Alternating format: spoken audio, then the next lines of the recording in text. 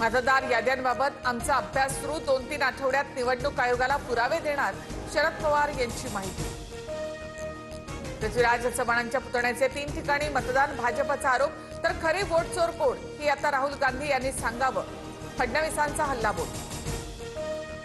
CP Radhakrishnan यांना पाठिंबा देण्यासाठी फडणवीसांची विनंती, मात्र ते आमच्या विचारांचे नाहीत, त्यामुळे पाठिंबा देणं शक्य नाही, शरद पवारांकडून भूमिका स्पष्ट।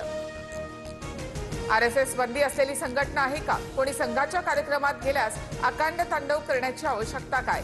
सुनेत्रा पवारांच्या उपस्थितीवर फडणवीसांची प्रतिक्रिया।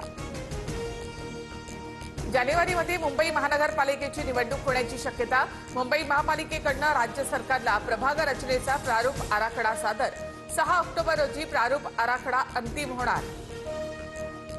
अमित ठाकरे उद्या आशिष शेलार यांची भेट घेणार, मुंबईतल्या समस्यांसंदर्भात अमित ठाकरे आशिष शेलार यांना भेटणार।